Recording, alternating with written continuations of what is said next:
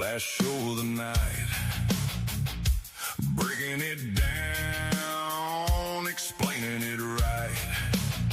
Robin's on the pad, yeah, he's riding the blueprint. 1-1 wears a bag, steel stare, eyes grinning tint. NYPD shadows, deep state of mind. JJ at the table letting gears grind. Crimes after dark.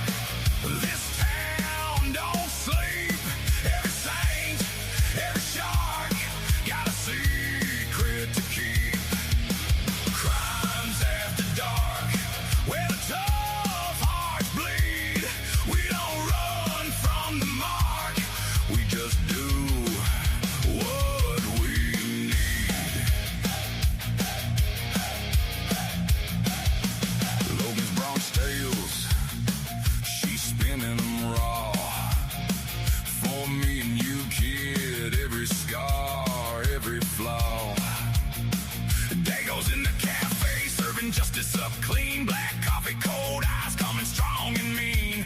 Lee at the head like a storm rolling in. Says you stand or you fall, but you don't have a bend. Crimes after dark. This town don't sleep. Every saint, every shark got a secret to keep. Crimes after dark, where the tough hearts bleed. We don't run from the mark, we just do what we need. Low and close, last show of the night. Curtains closing slow. You ride with the crew, or you stand with the foe.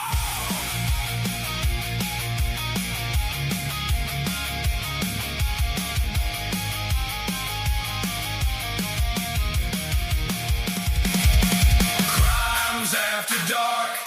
This town don't sleep. Every saint, every shark got a secret to keep. Crimes after dark, where the tough hearts bleed. We don't run from the mark, we just do what we need. Crimes after dark. Crimes after dark.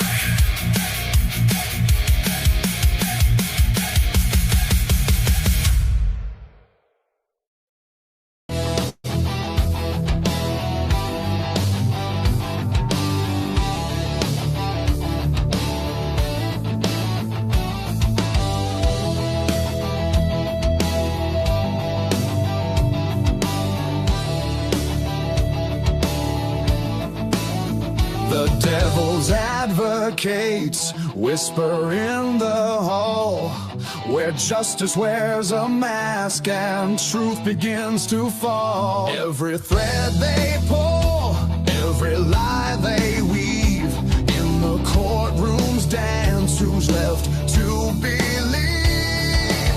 Oh, the devil's in the details, hiding in plain sight, innocent until the gavel steals the light. True crime echoes through the hollow night, fighting injustice with no end. The devil's in the details, hiding in plain sight, innocent until the gavel steals the light. True crime echoes through the hollow night, fighting injustice with no end in sight.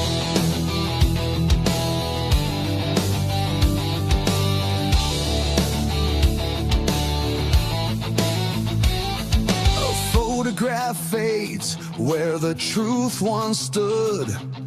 Blurred lines between the bad and the good. The scales they tilt with every silver tongue, while the broken cry for a song unsung. Black robes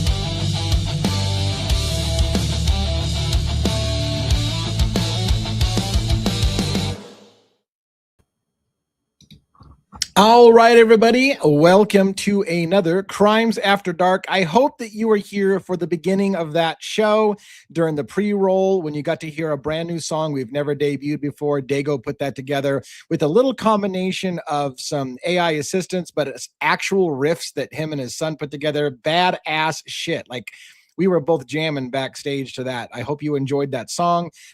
Remember, if you make it on time, you never know when you're going to get surprised with a new sizzle reel, a new song. We got a whole bunch of songs stacked up, and they have all pretty much been bangers in some way or another and hit really well. So please show up early and enjoy the song. Let us know that you enjoyed that. And let's get going for another Crimes After Dark show. We've got Dago backstage. We've got JJ State of the Deep. We've got Robin. We are going to get one, but he's going to be very, very late. So Robin is going to probably, take one's place reading the monologue with that. He actually put the work together, but he's not going to make it on time. He will be here a little bit later. Not sure exactly where Logan from Bronx Tales right now is. I saw that she was on, but we haven't heard yet whether she's going to make it or not. So we'll hang tight on Logan's appearance on the show. In the meantime, let's kick this sucker off. We're going to talk a lot about that Charlie Kirk update, the Tyler Robinson thing, and the bullet, whether or not it matches the rifle that Tyler Robinson allegedly fired and killed Charlie Kirk. We'll talk about that. We'll talk about other cases that we've got going. Let's hit her hard, pitter patter. Let's get at her. Dago, what's going on, sir? Whoa. That was a badass song, sir. I like it. I like it. Thank you. I do. I enjoyed it. Yeah. And so you have it. That's why I hope JJ got to hear it. Sometimes he wasn't on stage when we were playing it, but a lot of times he listens on the way. So hopefully he got to hear that song and got to appreciate it because that was worthy. I hope you guys liked it. Yeah, I got a few I've been messing with, and my son and me either late at night or early in the morning have been like bored or whatever, and he's like, what do you think of this and that, and a couple guitar riffs, so on and so forth. So that's so awesome. That's so awesome.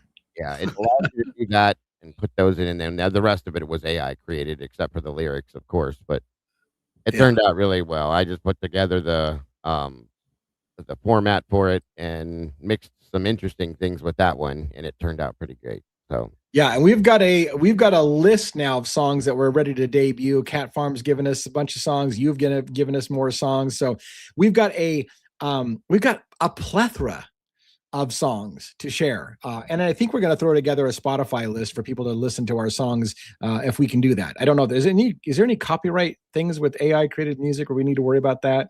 I mean, unless I were to hit you for it, which I won't. Right, so. I was going to say, it really, maybe you and I need to talk backstage on whether or not you're okay with your songs being on a Spotify Yes, I'm list. fine. Well, all right. What did you do a live today, by the way? Did you have a live? I did. How was it? Covered part 2 of the Nancy Guthrie stuff, the insanity in that bullshit case, and then a little bit on the Charlie Kirk thing to cover that as well. So that's about it. I'm looking forward to talking about all of that and the Charlie Kirk thing. I did a little video on that this morning. If you haven't caught it, I do ask that you take a look. It's only like 15 minutes long. It's not a terribly long one. We're trying to let YouTube know that we cover more than Idaho 4. So that would be helpful if you actually just took a minute to go out there and watch the video. And by the way, not just a minute, watch like at least 7-8 minutes of a 15-minute video, or it really kind of hurts us. But that would do us a favor. That would do us a solid. If you want to help support the show, help watch those videos and interact with them even better. Leave a comment, leave a like, say what you liked or didn't like. Even if it's complaining, say, hey, I liked this, but it wasn't whatever. Just tell us. That is important to the show. From what I understand, anything created in AI can't be copyrighted. But I could be wrong. Yeah, I'm not sure. I mean, again, Dago put the lick together with his son, so that is his, right? So yeah, but it doesn't. It's just that, and then it's been looped and all that. So it actually, when you put that in there, once anything that you put in there, I think it becomes theirs. That's my thing. Yeah. And unless the person that creates it on there says something about it, I don't think there's an issue with it. So from what I understand. I love what you guys are doing. And again, I want to reiterate, when we say it's assisted with AI, don't get it twisted. These people do the lyrics. They have to tweak it. They have to give it prompts. They have to tell it what sound they're looking for. It is a mixture of human and AI intelligence. So it's Yes. not just AI. It has a human element. So Yeah, if somebody said Suno does a good job. Yes, they do. They do. Yes. So yeah, Suno does the work for those of you that are saying that or whatever. But I did write the lyrics. We did add our own guitar riff to it and created the format for it to create what it did. So Margaret became a new member, it looks like, of our channel. So thank you so much for becoming a member of the Devil's Advocate show. Hopefully you'll enjoy. We got lots and lots of content available from time to time. We'll also throw some gift memberships out there for people to get a chance, but it's not super expensive. Thank you for joining the show. Kimberly wants me to check my email. I might be able to pull that off during the show, but it might have to be after the show. We'll see. I did get a lot of emails that I checked before the show, and yours actually might be one of them. So I think I check your email. Make sure I didn't respond to 3 of your emails already, because if it's the person I think it is, I may have already responded to you. All right, let's get the rest of our panel up on stage before we go too far. Amanda says, by the way, hold tight, JJ. AI-generated music cannot be copyrighted in the United States if it is entirely created artificial intelligence, as copyright law requires human authorship. Well, again, there is a human element in that. All right, so we'll get in it. Hey, JJ, what is going on? Did you hear the banger song on the way in? No, when I got home, I got home in time, but as I was leaving my garage, it started pouring rain, so my phone was tucked away in my jacket. We need the rain here because it's been the driest. I think I've mentioned it before, the driest winter in 47 years, which is not good because fire danger. Right. So we it's got good. tornado warnings. We're supposed to get a crazy. little bit of rain. Yeah. How's everybody doing? How you guys doing? Man, I'm Good, JJ. Good to see you. randy with excitement. I'm Randy. What's up, denizens? What's up, meatballs? What's up, mods? I want to talk. I can't wait to talk to you tonight. I don't know if you saw my video, but that Charlie Kirk drop. I saw the video. ATF. Yeah, we need to talk about that on show tonight. I'm sure we're going to have a conversation about that. That should be lively and entertaining, especially when we get into kind of that deep state area about whether or not it was an assassination or whatever. We'll talk a little bit about that as well. This is a great night for that. So good to see you, JJ. You got anything else you want to share with us before we bring Robin up on stage? No, just another day. Just a regular old day. Just was running a little behind, but I ended up getting out of there quicker than I thought I would.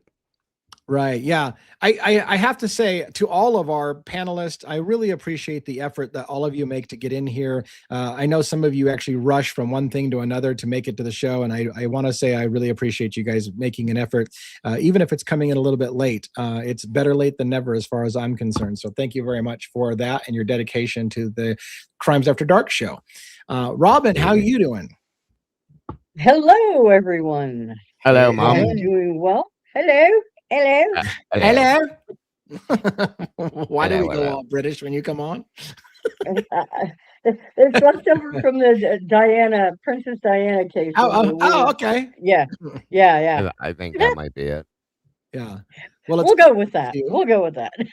I think you've been running a little hectic today, right? We haven't had a lot of communication today. I think you said you were running some errands, and I was No, running some errands. we had an appointment, and then we had errands, and we're trying to do batch running around because of the freaking price of gas. Oh my God. It's funny. It's you like mentioned over $1. I was How like, much is it? $3.99, isn't it? You said. $3.99 here in Oh, PA. yeah. But I it's was gonna funny say. you Yeah. complain about that. I remember gas prices in the 5s and 6 at some point during times of my life. So Yeah. Yeah, well, when you go from $2.69 a gallon to $3.99, that's a little bit of a crunch. So yeah, but I know you're gonna. I know but you're other gonna than read. that, doing well. Yeah, I know you're gonna try to fill in for one tonight and give us a cold read. Well, Yeah. Are you ready for that? By the way, yep. I wanna There say is something. no imitating him, but I will Yeah. try to do him proud. I wanted to tell you something you don't know yet. As a co-producer of the show, you should probably know these things. So today, I was dropping off a check in the mail to pay for Whitman County Sheriff's Office second package that they put together for me on the Kopaka shooting incident. But when I went to my post office box, I had a big old fat envelope stuffed into my little tiny P.O. box. And it was from Letcher County, Kentucky. They gave me a stack of papers about 1.5 inches thick because they don't do things electronically. And I had asked I was looking into a suspicious murder that the girls had brought me into in Letcher County. And so I did a public records request, and I forgot. I paid for it a while ago because they asked for some photocopy fees. And when I went down there, I had this big old fat. So I've been reading through it. It's pretty fascinating stuff. We'll talk about that maybe later in the show, but I just want to let you know, like I'm still getting public record stuff in the mail. But. Oh, I'm excited. I can't wait to learn what that's all about. All right. Well, how about you give us your best impression of 1-1 and do us a monologue? Okay. Do you want full screen or you want to stay here in the corner? Because I usually 4 hours later. You can, 4 hours. He's not quite a 4-hour monologue. That's fine. All right. Okay. So, Jackson, Juliana, you are the apples of your daddy's eye. And Mrs. 1-1, he absolutely adores you. And I hope you all have a wonderful evening. Good evening. Awesome. Tonight, we're not walking into a clear story. We're walking into something unfinished, something unsettled. Because in the killing of Charlie Kirk, what once looked like a straight line is starting to bend. A suspect, a weapon, a narrative that felt almost complete. But now there's a pause, a delay requested, a courtroom waiting, and buried inside the evidence, a problem. The bullet doesn't clearly match the rifle. In a case where the state is preparing to take a life, the one piece of evidence that should speak the loudest whispers nothing at all. So the defense asks for time, more time to sift through thousands of pages, hours of footage, layers of DNA, multiple contributors, uncertain conclusions. Because when the science hesitates, everything else should too. And that's where the questions begin. Is this just a delay, a strategy, or is this the moment the case starts to crack? Because if the bullet can't tell the story, then who is? On Devil's Advocates, we don't follow the version that feels comfortable. We follow the fractures. We sit in the silence between what's claimed and what can actually be proven. And tonight, we're pulling this case apart, piece by piece, until whatever truth is left has no place left to hide. And with that, this is Devil's Advocate. All right. Thank you so much. You don't get to do the live from New York part, though. No, I can't do the live from New York. I can say live from PA, but it's not the same. Well, it's close. It's kind of in the neighborhood, maybe. Yeah. I'm the East Coast. So let's start off talking a little bit about that, the drop that happened. And I'm kind of angry, guys. I'll tell you why I'm angry, because TMZ reported on this, NBC News reported on this, The Independent reported on this. And so I wanted to, rather than take their opinion about what just happened, I wanted to see the legal document myself, because they said a new document has come out that says the ATF cannot conclusively tie the bullet from the autopsy report of Charlie Kirk to the rifle that was fired allegedly by Tyler Robinson. So I thought, let me go straight to it. Here's the problem. They hadn't released it to the public, but news agencies who are big and have money, they either work angles and get friends on the inside, or they pay extra money to get the privilege of getting pre-release stuff. So I'm kind of irritated that I found one of these moments again, when in a world where being the first to come out with news is important, people pay for the right or work relationships to be the first person to report it a day or hours before anybody else, so that by the time you get to talking about it, that's so old news. That's so yesterday's news. So anyways, here we are talking about yesterday's news. What do you guys think about it? Like, I don't want to oversell what was said, the wording, but what do you guys think about the idea that they can't conclusively connect the bullet to the rifle that was fired by Tyler Robinson, allegedly? What do we think? Yeah. Do you think it's a aha, I told you so, or is it something else? I think that it proves the point that when I covered it, that I said that there's no way in God's green earth that a 30-06 round shot Charlie Kirk and only made that little hole. Okay, so there's that.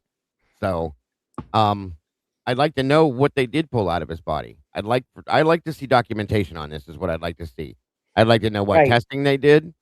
I'd like to see the documents, the testing results, all of it. I want to see it all. I said that on my show today earlier too, because I think this just points to as I said today too, why is nothing ever not fucking black and white anymore? Nothing that happened. This is like JFK 2.0. Okay. I know that's what I kind of titled this slide for tonight, the magic bullet, because this kind of reminds me of the Lee Harvey Oswald. How does a bullet do that? How does a 30-06 not blow that guy's head off? Like how does this bullet get lodged in his neck because his neck was so steel by God made his vertebrae hard enough to make that bullet not penetrate. Come on, what is with this bullet? It's like Lee Harvey Oswald all over. No sense at all. No. Exactly. And I think it's a huge problem. It's narrative shifting, in my opinion. Yes. So that whole thing about the wording of we cannot conclusively match the bullet is the same thing as saying the bullet, we can't match the bullet to the gun. Right. But we can't conclusively, so they have to leave a little room for doubt. Well, maybe it still did come from that gun, but here's where the narrative shifting comes in.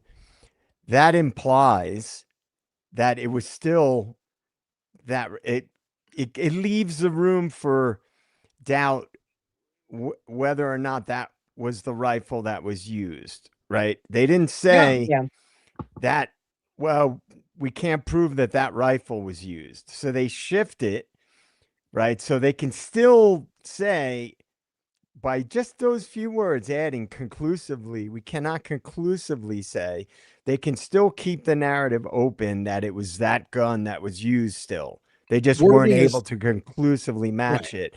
But regarding that rifle, in my opinion, the most obvious and most significant piece of evidence is that the dogs that were near that rifle, these are like high levels, like bomb sniffing dogs that would detect gunpowder, did not get alerted when they were in that area where the gun was later found, right? Which, based on what the timeline that they told us, that gun would have been there at the time the dogs were there. So in my opinion, that would negate the fact of that gun being used anytime recently. So I believe it's all narrative shifting. I've got a million things flooding my head. Somebody had pinned up a question to you specifically, so I wanted to make sure you didn't miss it. Somebody was asking you specifically what your thought was on how long the residue can stay on you after shooting a gun. I've got thoughts about it, but since it was directed to you, why don't you take a shot at it?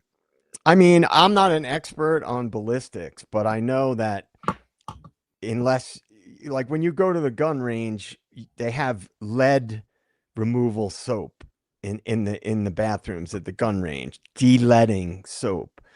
So to me, that suggests that unless you wash it off with a special kind of soap, it's probably going to still be on your clothes and on your body, because it's a pretty, pungent substance. It's a pretty powerful substance fired, once gunpowder is fired. So I would imagine at the very least a few days.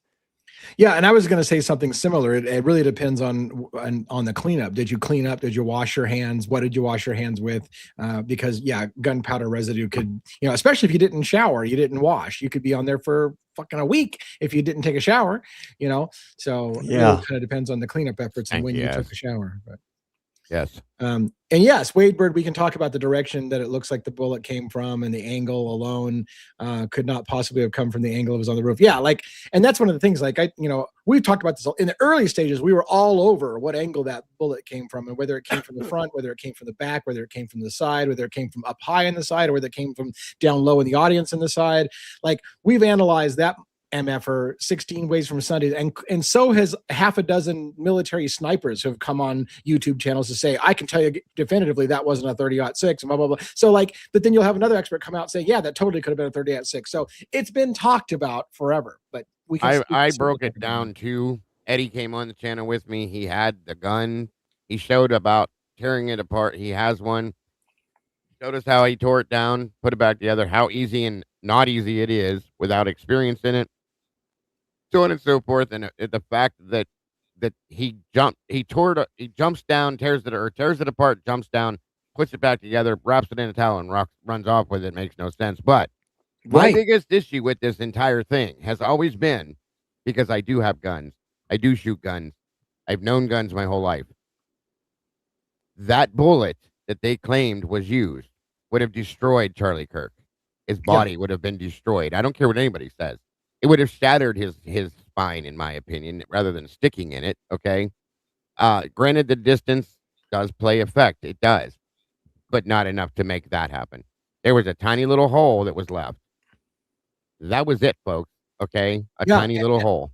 And I feel, I mentioned it in my video that I put out today. I feel like, just like you said, the way the gun was left behind felt off. It felt like someone planted the rifle to say, look, everybody, here's the rifle that did the shooting. Being wrapped in a towel and left where it was. I was like, somebody left that gun to be discovered as the weapon when it wasn't the weapon. That was like one of my first thoughts too, because I was just like, something was odd about the whole scenario. And the screwdriver that was left on the roof conveniently that has DNA on. Come on, you guys, come on. And Robin, did you say that he stuffed the gun down his pants, or part of it down his pants? Yeah. Well, there'd be a heck of a lot of DNA of a particular kind that could potentially, things are sweaty and dark down there. So I mean, there'd be a lot of DNA on that thing. Well, the thing about the whole scenario that, and I followed this pretty closely from day one, is that as every single piece of footage came out and every bit of analysis came out, the things that kept ruminating in my head were what we saw in the crowd around Charlie right before and right after looked like a distraction operation, right? And if the more points of distraction you can have, and I'm not even gonna, this is not even getting into all the digging like Candace and other people and Baron Coleman have done since then. But the thing is, this is a good example because we hear Occam's razor all the time, right? People like to throw Occam's razor around. Well, Occam's razor is the most obvious would be Charlie was creating problems for things that involved many, many, many billions of dollars. And what was one of the biggest points of contention between Charlie and Trump? It was going to war with Iran. Yeah. Right. He specifically went to the White House and spoke to Trump, telling him he thought it would be a big mistake if we went to war with Iran. Right. Now, the military industrial complex, the banking industry, the TPUSA, a lot of the shady things that have come out since, which we can talk about that later if you guys want. That the Occam's razor in this case was Charlie had a wide reach and he could have created a lot of opposition to the military industrial complex for going to war with Iran. Now, there's the other things too. There's the Epstein files. There's the Israel cause. There's all these other aspects, but all three of those things are connected. Right. They all tie in. When you're talking, I'm sorry, go ahead. No, that's it. I was just going to say with the military industrial complex, I just saw an article today in Newsday about places in New York that are ramping up for production of military equipment and shit. So right there you are. I mean, that's just one little part of it. Yeah, there's an old mill here that they were talking about on some of our local stuff that I saw that they were talking. It's an old steel mill that was shut down that they were talking about opening it back up to make I don't some kind of shells or mortars or I don't even know what they even use nowadays, but it had something to do with weaponry or something like that. So Yeah. I mean, I want to Yeah. bring up. I want to. There's a Mal. The chat's really bringing my mind. Like I didn't realize people are still interested in this case. Foya and Find Out's comment. Look, if someone wanted to pin the shooting on Tyler Robinson, just as they said, well, I don't know if this is where they were going, but somebody could have taken Tyler Robinson's rifle that did belong to him. It was his grandfather's rifle that he got. Could have taken it. Unbeknownst to him, and left it at the scene. So, and it would have his Sure. DNA all over it because if it was his gun, his DNA would be all over it. So all you Well, need to do, maybe just wrap it in a towel so you don't put your own fingerprints on it. Yeah. And then you leave it in the towel that was, you know what I'm saying? Like, Yeah, someone could I have taken mean- that gun from him and then left it at the crime scene, knowing his DNA would be all over it. the only thing you have to call into question with that, though, are the text messages between him and Yes. his partner, blah, blah, blah. But there is another piece of info that dropped right along with this that I found out that the DNA? sheriff that talked him into turning himself in, per se, resigned yesterday as well. So Well, there you go. And I want all of your I'm- opinions on this. To this day, the story is that a friend of the family's, the sheriff, whatever, talked him into turning himself in. There ever been released the video footage of him coming with his family to the police station to turn himself in?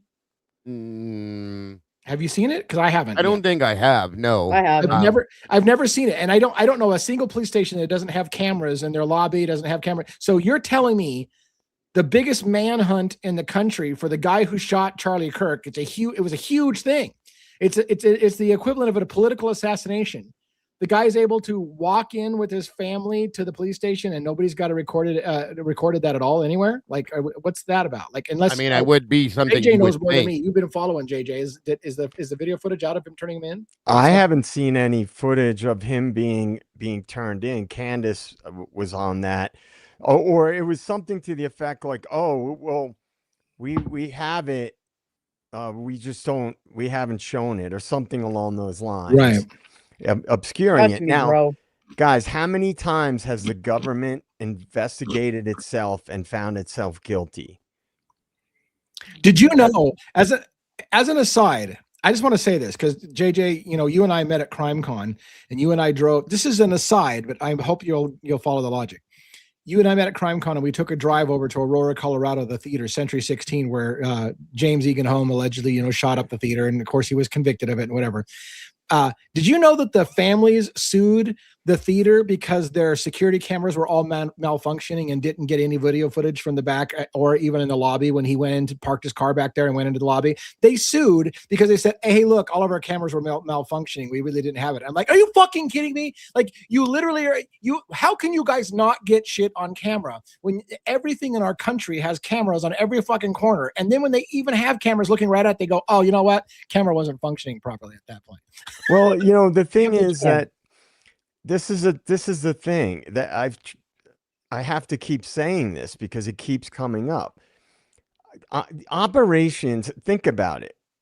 When a country decides they're going to go to war or carry out any military operation, even if it's not an official war, they have people like actuaries. They estimate what the collateral damage will be, what is the potential blowback, how many people will we likely lose, and what will be the consequences to us, what will be the consequences across the board, internationally, etc. So they know this in advance. Does that stop them from doing military actions? They know civilians will die, right? They know there's going to be collateral damage. They do it because it serves a bigger agenda. Human lives to the matrix, to the power structure, they're not people. Like, we're people. Yeah. Normal people wouldn't kill people No. because it served a larger agenda. But Right. big business does, and Right. governments Mhm. do. And And the so, sociopaths who work for them do. right. Right. And so, Yeah. if you look at different scenarios, it's hard for your average person to conceive that the government would murder people, let's be blunt, to forward innocent people, to forward agendas. But if you connect the dots, there's nothing at all surprising about that. So I posted at the end of your stream last night, I have a poll question. Would the government murder people or carry out a staged event in order to forward a larger agenda? I would like to know what Let's do people it. in the chat think. Let's do Because it. I Let's do it. think we're looking at how many different cases have we looked at that have bigger agendas attached to them. Right. And so that Um, is why I always talk about this stuff. It's not because every single case, like Dago always says, why can't we just get a black and white case, right? If it's a black and white There- case, you're not going to hear me saying Right. it was this, it was an operation. But it's all these high profile cases with all these other things attached to them. Yeah. Are you doing a poll?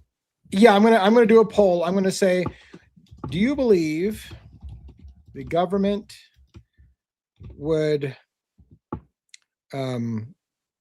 murder someone to further an agenda, a political agenda? Yeah, that fits. Do you believe Or the like it doesn't government- even have to be political, it could be financial. I mean, whatever. all of these I can. I things- still have enough space to add that, or financial. yeah, because Okay, so I got. Do you believe the government would murder someone to further a political or financial agenda? Yes, no. And is there any other option? And then yes or no? I don't Unsure. know. I'll just leave unsure. All right. Do you got it, or you need some time? I'm good. Let's fire it off right now. The polls begin.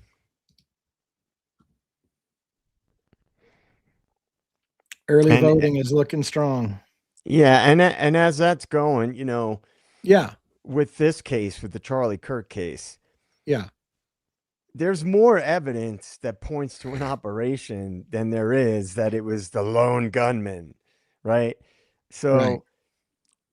it's just like the and just I see the chat, I see some of the comments people are making about a certain foreign government, etc. There's nothing happens on American soil by another intelligence agency or an operations without the CIA knowing about it. So Right.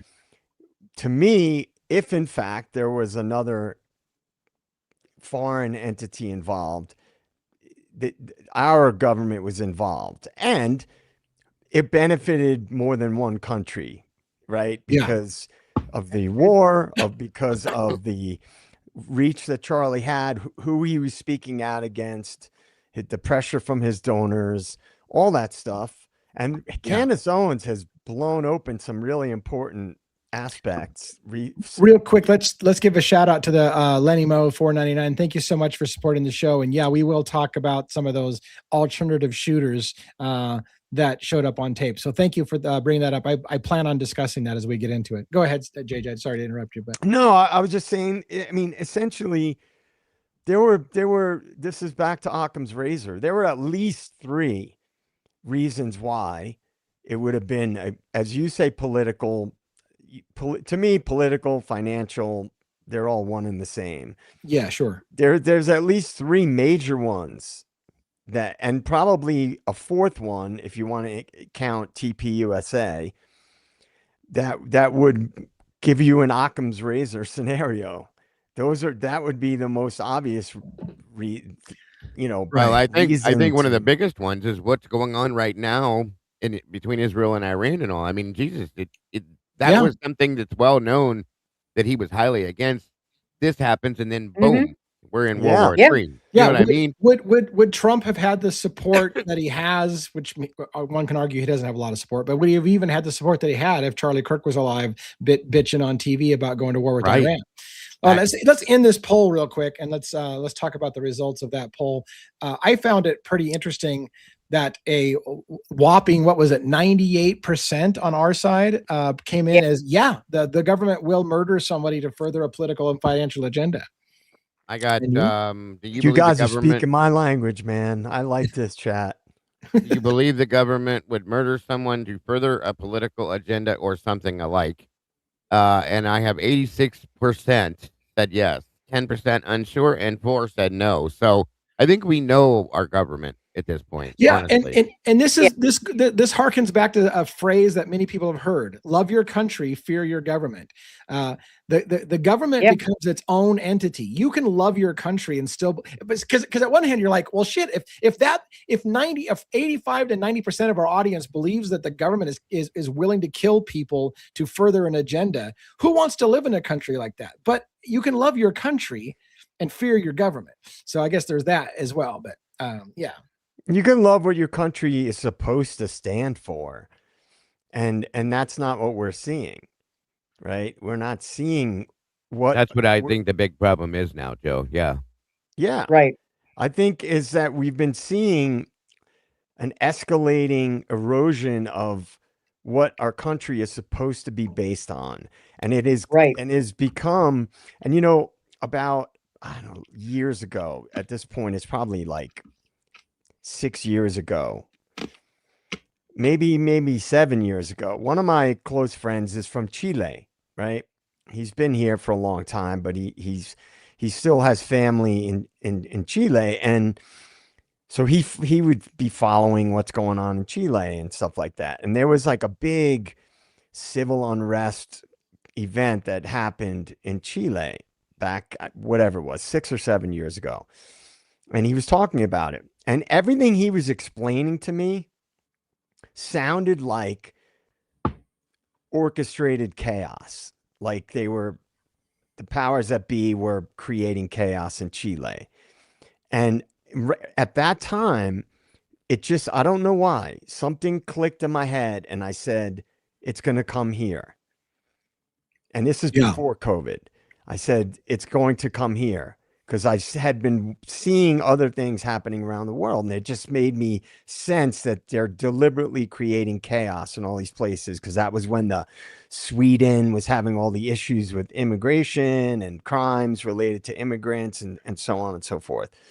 So you look at everything that's happened in the last, let's just say 6 years. It's more than that, but let's just say 6 years. The rapid escalation of decline, I know that sounds like an, paradoxical statement, but it's been so crazy. And I'll say this and then I'll shut up, but I really believe this, that the powers that be have started to notice that people online were starting to wake up to the charade. The great awakening, so to speak, was happening. And they knew they needed to escalate. They needed to rapidly speed up the pace towards their agendas that have all been laid out openly. I mean, they've openly stated what their larger goals are, the oligarchs and the globalist cabal, if you will. So I think that they saw that people were waking up and they said, you know what? We got to clamp down and we have to do it before a critical mass of people start to wake up. And in my opinion, all these operations that we're seeing are just a byproduct of that. Somebody had asked earlier, it was a pinned comment a long time ago that I didn't respond to at the time because we were all talking, which was something to the effect of, why does the government keep acting like we're all stupid and put these narratives out there like we're stupid? And I would say this. And my first response was, because Americans are stupid. That was my first response. But I don't think that's actually it. I think Americans are apathetic. I think a lot of Americans, really, when they think about it, they know damn well what's happening, but they're apathetic. It's kind of like, what am I going to do about it? I'm one guy. So even if there's some bullshittery and I'm like, you know what, I don't really kind of believe it happened that way, but you know what, my sports game's on in a half hour. I'm going to go watch that because it's just not something you want to spend a lot of time in. So I don't know that it's that we're stupid, although a fair number of people just follow, again, the easy answer because they don't want to put a lot of thought into it. But Well, and the other thing though is that people are just ground down. They're tired. I mean, people are struggling just to survive and put food on the table and keep the lights on. And they, at the end of the day, some people just don't have the mental bandwidth to care beyond their immediate circumstances. They know on some level what's really going on, but there are some people who are doing all they can, you know, to just get by every day. And that's Yeah. part of what they count on. And I'm not trying to get political or whatever, but it's the truth. That's what they're counting on, is for that apathy, because they're just wearing people down. But that's where I'm telling you, people, 4%, because the only thing these people understand in any circumstance is money. And when Right. you start withholding your dollars, that's when they listen. Yeah. And I don't want to get super political. Dude, it's not political unless you pick a side. Well, here's the thing. What I'm going to say is a friend of mine, when I was going to college, told me something to the effect when we were talking about World War II and we were having a discussion. And he said, one thing, the average person sitting at home around the dinner table didn't give a shit what Hitler was doing. And they would rather live in Nazi Germany during its height than in Roman decline, where everything was horrible or whatever. And so I was like, that's a good point. The average citizen doesn't really care about the wars that are going on all over the world or whatever. As long as you're not affecting them at the dinner table, they could give shits about who's all dying anywhere and what's happening and who's trying to take over the world. They're like, whatever, go take over the world. I don't give a shit. As long as I can watch my television show at 6 o'clock and sit around the table with my kids. Most people just want to enjoy their life. They don't want to get into the political side of it. And so they kind of, again, turn an apathetic eye to the bigger picture and lives that might be lost. And then you ask people, well, do you think that thousands of people, innocent people, were killed so we can start a war? And that bothers them. So then they go back to, you know what? I just want to fucking go watch my TV show and eat my dinner. I don't want to think about whether or not we killed thousands of people to start a war. So, Yeah, well, I'm not a religious guy. I grew up in a religious family, but I'm not practicing, I don't practice organized religion. And for years I would see, and you guys have probably all seen this, and everybody in the chat's probably seen this. I'd see posts online saying this is a spiritual war. Yeah. And I would always kind of like poo-poo that idea. And I would say, no, I'd intellectualize it and say, no, this is a bunch of oligarchs that want to control every aspect of the world, literally every aspect. But the more that I have paid attention and a lot of research over a lot of years, I look at spirituality like quantum physics. I believe the whole universe is a big energy field, which it is by every scientific account, and that we either tap into it on a higher level or a lower level, or we don't. Some people don't tap into it at all. And that universe, that energy, I also believe in the collective unconscious. If anybody who studied Carl Jung has read about the collective unconscious, right? And so I think in some ways it is a spiritual war, because what happens when people are at each other's throats? They're struggling to get by because prices have systematically been driven up. There's constant chaos. Every time you turn around, the politicians do the opposite of what they say they're going to do. We all know. Yeah. It goes on and on and on and on. We could go spend 15 hours talking about it. Yeah. In my opinion, go ahead. The spiritual war aspect is you have to not let all this fuckery impede your energy. And I'm not a woo-woo guy. Like, I'm not even talking about it on that level. I'm saying, like, literally the energy that we give out, that we take in. If we let these fucks mess with that, which they have been doing very well for a long time, especially the last 6 years.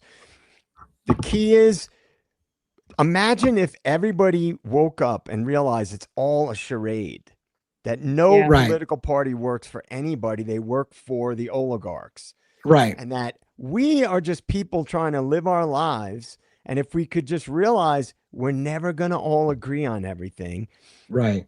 you know what would piss off these people the most? Fucking love your life, live a good life, enjoy your life, engage in your hobbies, engage in friendships, engage in music. Why do you think they're pushing AI music? Because it has no soul. You know, that Spotify is posting AI artists as if they're people, right? Music feeds the soul. All music does, even good AI music does. But humans are what create the energy field. So I Yeah. just think that spiritual Yeah. war thing, there might be something to it. Real Yeah. quick, I wanted to not to leave your thought, but I've been seeing in the chat, and I wanted to get to it before it dies. Some people discovered the cute little emojis. They're like, "Oh my God, is that a little devil emoji you got there?" Yes, if you're a member of this channel, you've got cool little cute little imps and little emojis. So I'm going to go ahead and roll out some 5 free gift memberships so you can play with those And emojis for the people that don't have those. And yeah, it's I pretty do cool. want to thank SMC Idaho Vandals for becoming a member. They just became a member, so welcome to the fam. I think they became a member because they wanted the damn emojis. So I, Yeah, there you go. He's like, now they're like, you just gave away a gift for it. It might not have been you. It's all random. I have no choice. So real quick, looks like Kathan 53 got a membership. Christine Hurd got a membership. A Dreamer's Journey got a membership. Maggie Searchy got a membership. Rhonda Ricks, or Rhonda and Ricks, anyways, and Gulf Coast Bum got memberships. So congratulations to the family. Enjoy your little emojis. I see some people throwing those emojis out there. Pretty cool. We need to gift some more emojis. I haven't done anything with the emojis for a while. We could add we got a whole bunch of art. We got so much art. We can throw some more emojis. Oh yeah. Yeah. Thanks for becoming members of the family. Appreciate it very much. But yeah, I mean, the Idaho case, I mean, again, it's funny because not the Idaho case, the Charlie Kirk case, I got out of talking about it because we really got into a million different angles that the bullet came from and all the discussions about whether it could have been a 30-06 or whatever. And again, at the part that I hesitated about was what really all the ATF said was they couldn't, quote unquote, conclusively tie the bullet back. The FBI is also doing further testing, but it makes you wonder, if they're avoiding the bigger discussion that by not, so they might lead you to believe that it doesn't conclusively go back to that particular rifle. What if they're hiding the fact that it doesn't conclusively belong to a 30-06? Like, what if it was a completely different caliber? Would they hide that it was a completely different caliber by just saying, well, we couldn't conclusively tie it to the rifle, without pointing out to you, we can't even, it's not even the right caliber? Like, would they tell you that it wasn't the right caliber, or would they just leave it that, well, we couldn't conclusively tie it to that rifle? I'm wondering. Yeah, good question. UK Claire, thanks for becoming a member as well. Well, it's a narrative shift, because what happens if they say, oh, it may have come from another rifle? It still means it came from a rifle, right? And now, quite a while ago, I posted a video on my Substack that I thought people were thinking too traditionally, that it was more of a high-tech weapon that was used, and that the sound that we heard of a gunshot was just a distraction. Yeah. And then all of a sudden, now all these experts, firearms experts, and the people that are digging into it, like Baron Coleman and others, started going with some alternative theories that it was like an exploding microphone, or it was something else along those lines, like the exploding pager type of scenario, or similar. Now, by them, they can turn around and say this, it wasn't a 30-06, but it was another type of firearm. Well, that still keeps the narrative along the mainstream narrative, the official narrative, that it was a regular weapon was shot from somewhere. And they do this a lot with things. I have a whole segment planned for this. It's all written up, and I made a graph about it. it's narrative shifting. You create an official story and then a counter official story, like Epstein killed himself versus Epstein was Right. murdered. Well, Right. and you bring up a point. Like we talk all the time. Like I don't want to get crazy, but again, we talk all the time about the military having technology that we don't have or advanced or whatever. Like what do they call those subsonic bullets that are like really hard to like hear kind of thing. You have to wonder, like, could a round that was either very, very hard to hear, like, and just like you kind of said, if you just made a crack and a sound, the sound of a crack of a rifle, and it never really fired anything, it was just a sound, everybody would assume that's where the shot came from. Everybody would go look for the rifle you planted there. And that could have been a completely different mechanism around that took him out from somewhere else, but they wanted you looking the wrong way. So they made a loud crack. The entire audience heard the crack. Everybody says it came from that direction. The shot could have come from somewhere completely different. And that crack was just a decoy to get everybody to go find the weapon that was planted, saying, oops, this is the weapon. And it came from somewhere completely different. Well, and two, they didn't even have to fire another weapon. Who's to say that this is crazy? It could have just been a sound effect. Yeah. Right. And anybody can go you can find it on my X account and my Substack. In my video, I said, I thought it could have been like some remote controlled weapon that was planted there before the event. Right. That wouldn't be within a visible range of the crowd or cameras, or a military level drone, right? That could have been flown in and flown out or fired from a distance. And how weird is it? Did you ever make anything with the projector that was taken down immediately from behind him? Like, why take down the projector? Like some people had a theory that the round or whatever it was came from the projector behind him or whatever. Like, there's a million theories. Yeah. The point being is that if you had a way to deliver an explosive or a squib that was on him already or something like that, or even for God's sake, look, how crazy could it be? Could you have gotten something injected in your neck that could be imploded with a remote?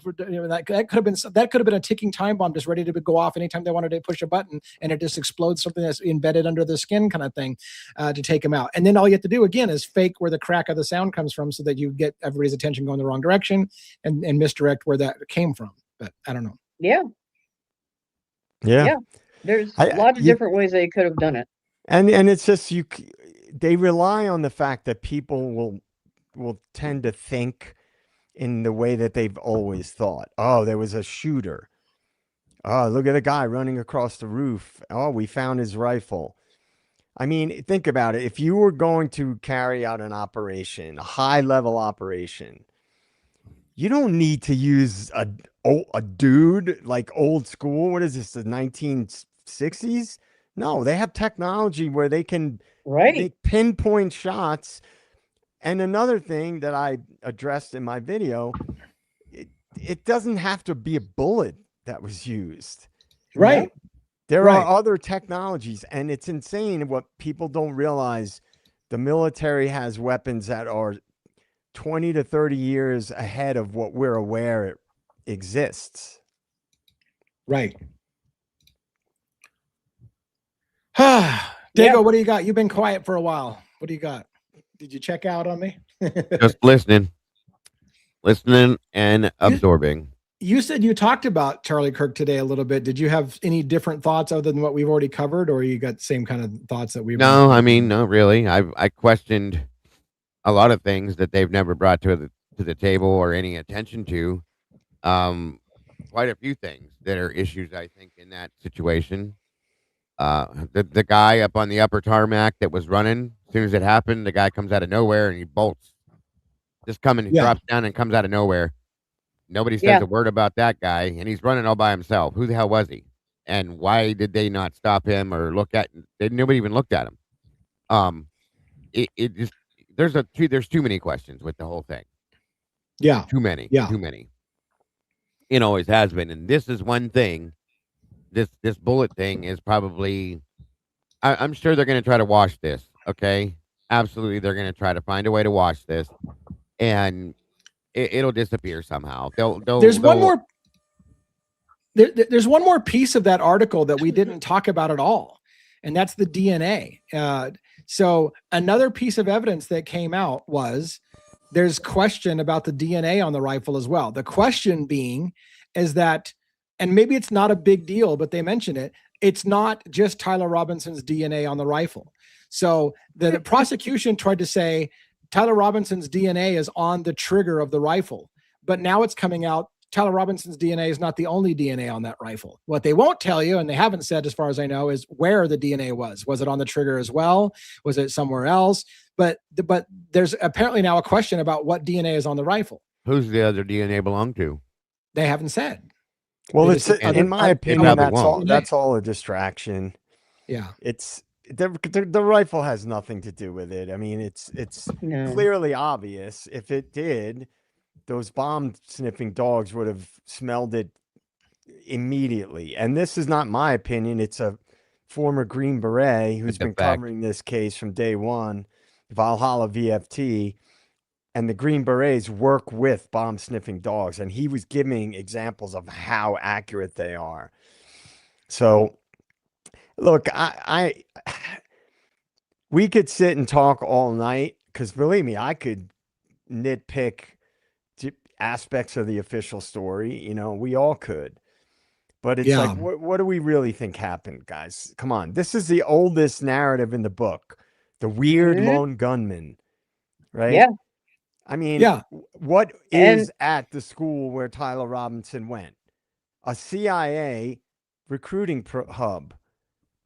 The CAI. That's run by who? Former high-level CIA officers. And they took their website down after people started talking about it. You know, they took some stuff off their websites, like some people or whatever. So what do you think? Tyler Robinson's a 4.0 student. He got almost a perfect score on his ACTs. He goes to Utah State for one semester and then disappears, and nobody knows why he dropped out or what he was doing. And all of a sudden he becomes the lone gunman in one of the biggest political assassinations in history. This sounds almost like the narrative of Luigi Mangione. Yeah, he graduates, jumps off the face of the earth, and then comes back as an assassin and kills somebody. What is Tyler Robinson's background? Okay, I mean, look at who he is. What does he have to lose by going away forever? What life does he have to lose? I don't know. He doesn't have much of a. He didn't have much of a life, really. Okay. Yeah. No. He's nobody of. And I hate saying this because I think everybody's important, but he's nobody of any importance, really and truly. He's just. Look at him. Look at Brian Koberger. Yep. You know, look at. Well, Luigi's different in my opinion, but you know, these two at the very least. Look at those two. Look at Richard Allen. These people. There's no. Aside from Richard, let's set Richard Allen aside for a minute. You just listed 3 commonalities. Brian Koberger, PhD candidate, great student, top of his class. Luigi Mangione, great student, multiple degrees, founded the upgrade program at Penn State. You know, and now Tyler Robinson, 4.0 student, great student. Why is it that people with great brains academically would just go nuts and decide to start killing people? Like, it almost doesn't make sense. Like, right? I mean, in some way it could, because smart people overthink things and they look into things more, and it, fair. I can understand that side of it. I've seen that. Are you playing devil's advocate with me or what? No, I'm playing devil's advocate with you. I thought that's where we were at, but no, we can. I think you're fucking crazy, whatever you just said. So whatever. But no, play devil's advocate. But yeah, I mean, if you think about it, truly and honestly, like, these are smart people, okay? And it doesn't take much to understand that they can overthink or absolutely understand, okay, overly understand a situation and see it for what it is. In turn, these people flip out sometimes, okay? There's people snap, people crack. It is what it is, but it's interesting that it happens so often, is all I'll say. Well, the intelligence agencies recruit students like that. They always have. Mm-hmm. And that's kind of what I'm saying, you know. Yeah. And they're just programming society ever since JFK. They just keep programming society to accept Well, this there, same narrative yeah, over and and there's over. another one. Look at Lee Harvey Oswald. Yeah. Okay, it's almost, you can almost calculate what the next, like what the person's going to be like to some aspect. Right. I don't Yeah. even know how to explain what I'm trying to say clearly, but it It's is the same weird. kind of social profile in a lot of ways. Yeah, Well, in some Kathan aspect, yeah. 53 just Yeah. said, MK Oh, Ultra. yeah, MK Ultra. Yeah.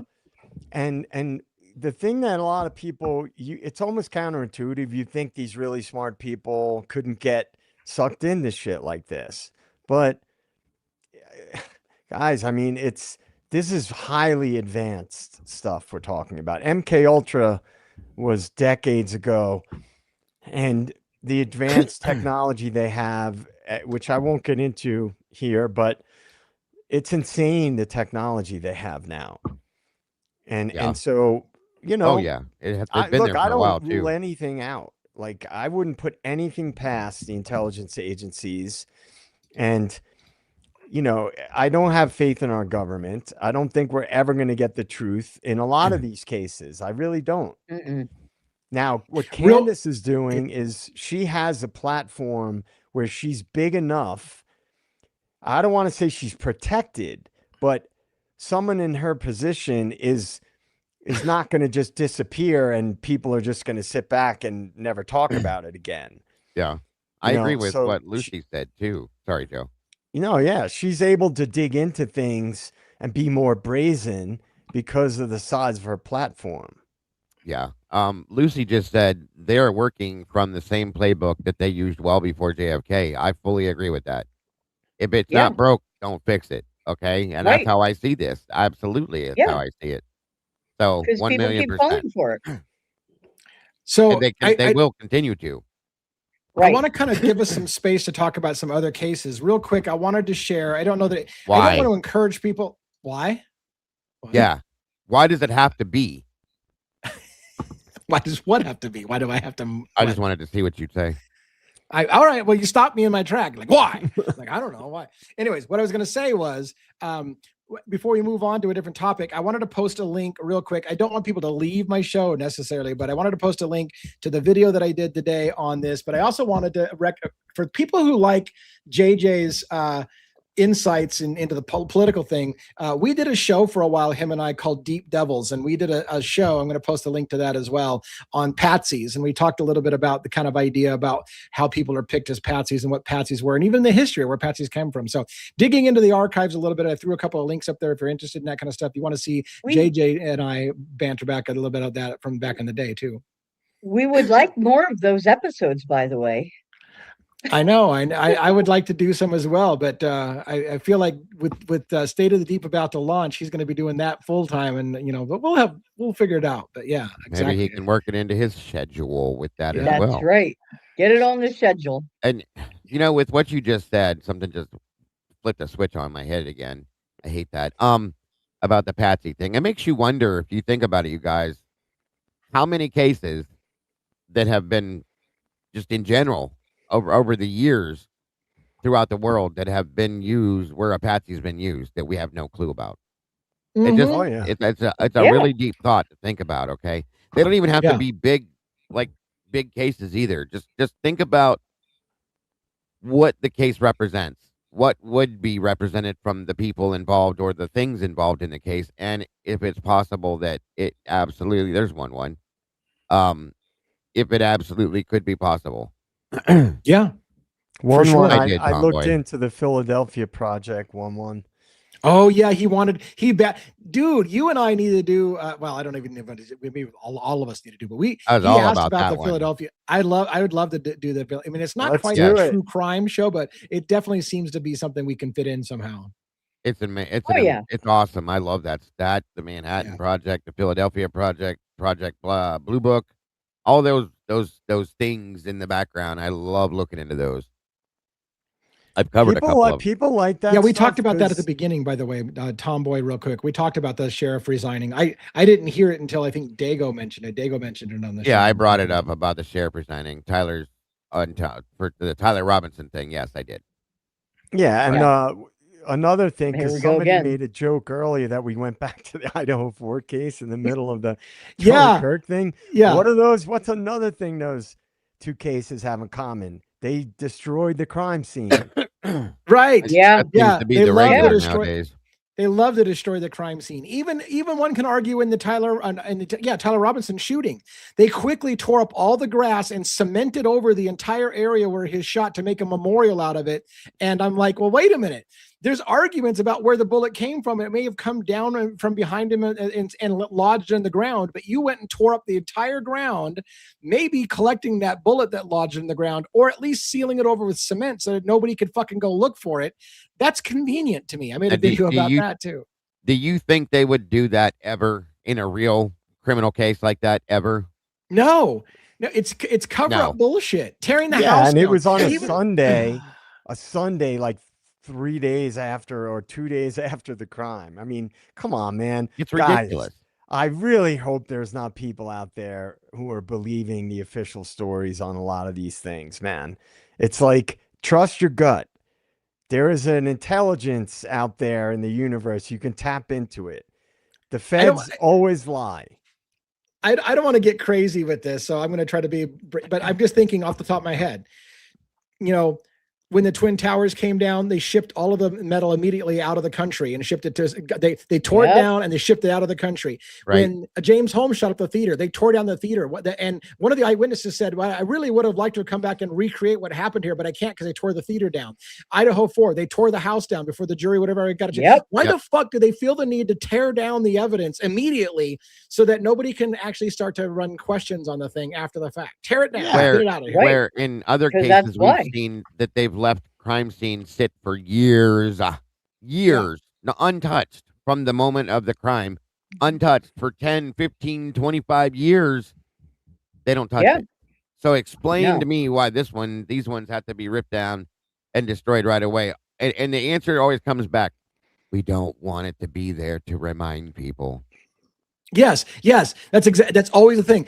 Well, you couldn't handle seeing it all the time, so we're just going to do you a favor and get rid of all the fucking evidence so that you can't, because it could be bad on your psyche for you to have this sitting around. No, it's bad on your criminal investigation for us to start asking questions. And we're like, hey, wait a minute, can we test that? No. For your benefit, we've gotten rid of all the evidence and burned it and stuck it in a landfill in fucking Cuba, and you'll never see it. Yeah, I mean, it's just like, you know what? It's the thing is, like, the people in power. The movie The Matrix was really groundbreaking, for many, many reasons, not just for the visual effects. It was a commentary on our reality, right? It was ahead of its time, that movie. It really was, because I don't think people that would love that movie, I don't think a lot of them really looked at the context of what they were really trying to say. It was just a cool sci-fi movie. But the blue pill, the red pill, do you want to see reality, how far the or rabbit do you hole just goes, want to stay complacent, right? It is very interesting, I the know colors Dave was they a use. big movie head, like, true. The blue and the red. Yes. I mean, think about the depth of that. Yeah. Sorry, Joe. I mean, it was a deep movie. And it's like, look at what we're living in now, all these crimes. And to me, there's a big crossover, because the crimes that we talk about largely all seem to have a high level of fuckery in them. Yeah. Right? And it's funny that you brought up that movie, JJ, because I had a very deep conversation with a friend of mine one night about that exact thing. And that's why I mentioned the blue and the red pills. When you see, I can't even remember their damn names, Keanu Reeves wake up inside that thing, whatever that thing was, and crawl out. Okay. The waking up part of it, you know what I'm saying? And coming out of that thing, the whole thing is the basis of reality worked into a sci-fi movie, is 100% right. And for what it is. me, and this is, it's funny because for me, you know, like some people in Buddhism call that movie a Dharma movie because it fundamentally explains the nature of reality. Like that movie has got a deeper principle about our entire reality is fake and illusory and it's not true. And do you want to stay in the dream and pretend like life is just a certain way, or do you want to find out how bad it really is? You know? So yeah. Well, wild. To Robin's point earlier, you know, as long as we have like our comforts and, you know, shows to watch and things to do, and if you got kids and you're busy and you're living your life, you work, it's a grind, man. Like I've got a good job, I got a lot going on, but I live in a really expensive place, so I have to grind it out. And you know, like I don't think we can overthrow the government. It's silly. You know, we don't have the technology, right? But the spiritual warfare part is, I think I'm really starting to come around to that idea. And people that know me will tell you, I'm not like a woo-woo kind of dude. It's just the way that I'm starting to see that, and that I'll be right back. Ties into the Matrix. Because think about it. The Matrix, do you want to just keep going along to get along with the blue pill? Or do you really want to see the nature of reality? It doesn't mean your life has to be miserable. You can balance the two things. You can see the truth and not be afraid to accept the reality that we're living in, because we'll never change it unless more people, I should say, take the red pill. It's not a bad thing to take the red pill. Yeah.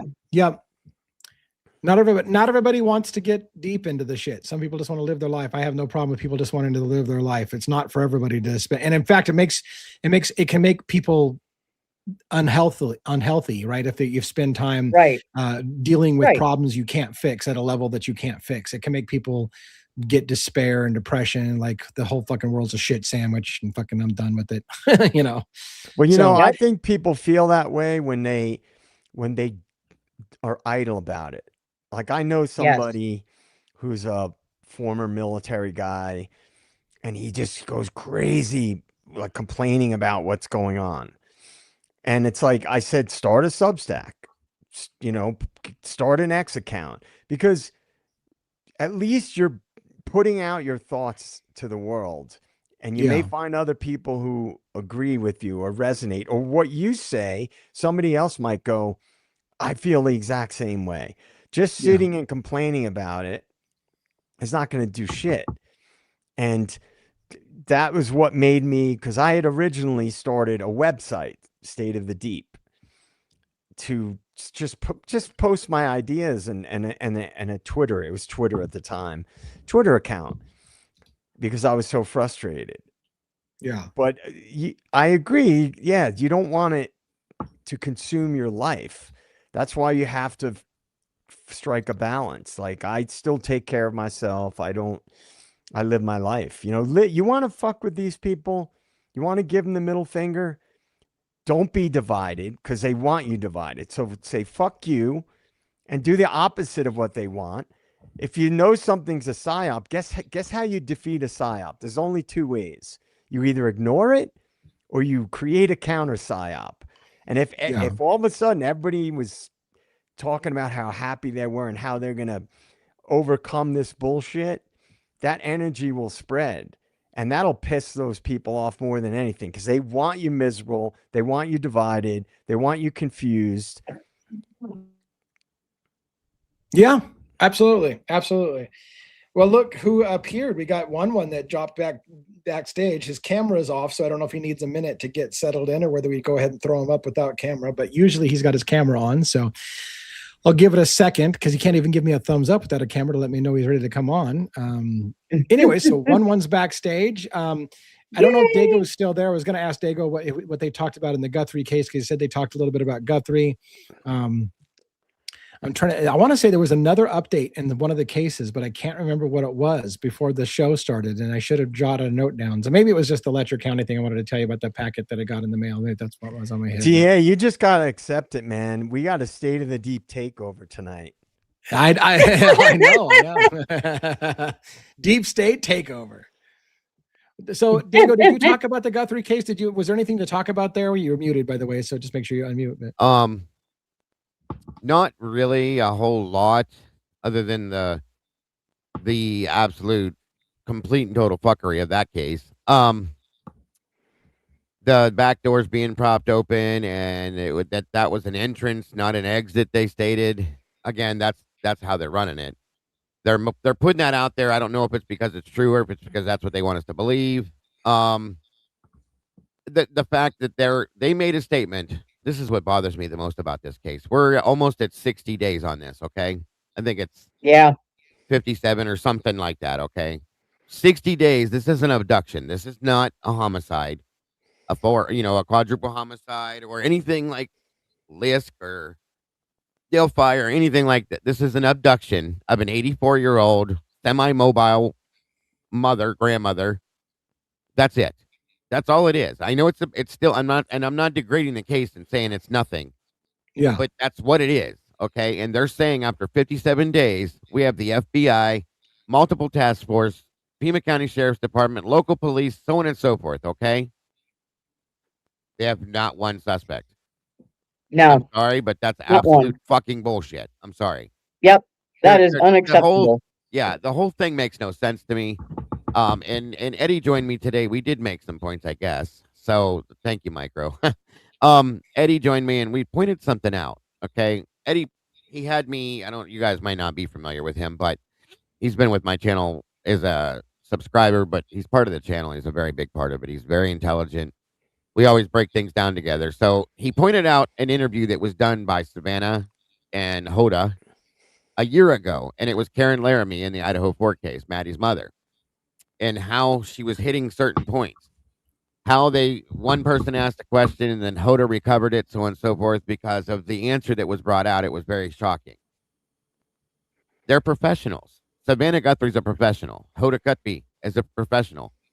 They know how to do this for a living. This is what they do. This is what their bread and butter is, so on and so forth. Yeah. So, in reference to that, as we watched the interviews with Savannah Guthrie between Hoda and her about Nancy, it brought something to the table that was very interesting to me. The things that she said, Savannah starts the first part of her interview off with going into a complete total crying breakdown, saying that it's her fault. Is it because of me that my mother was abducted?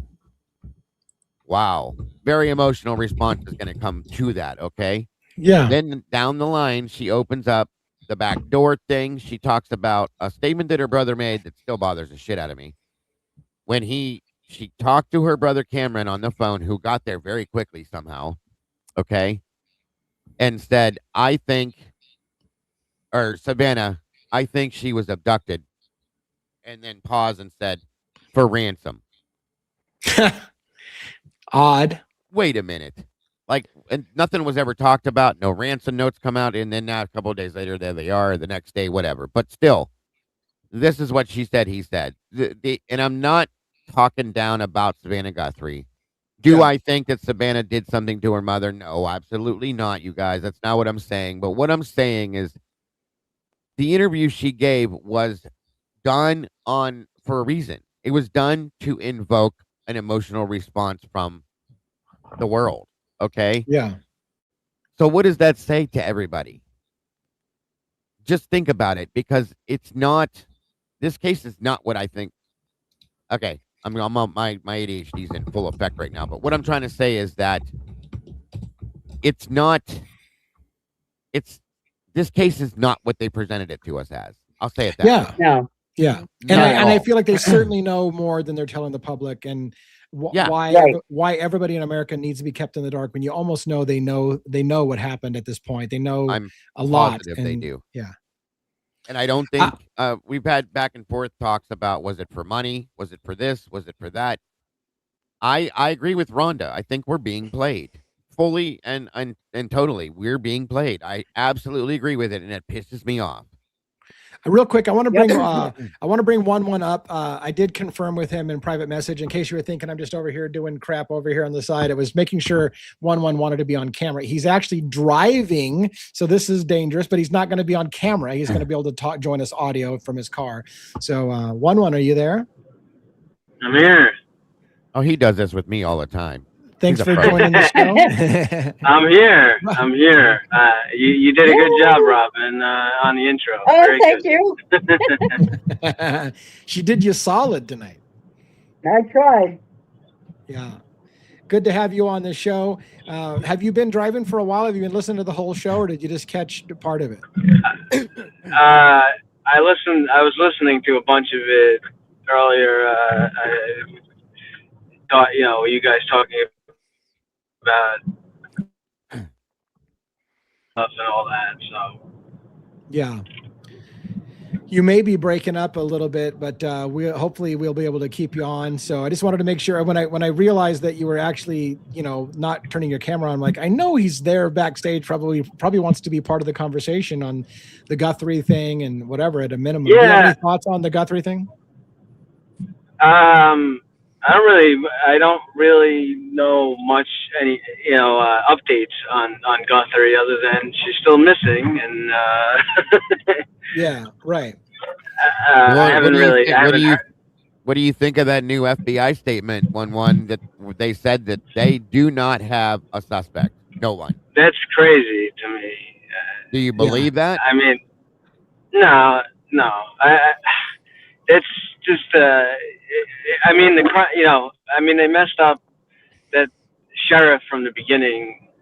I mean. Oh yeah. Even if you had, and he's a sheriff, so I don't know how much. I don't know how long. I mean, obviously, to be a sheriff, he has to have some, extensive time in law enforcement.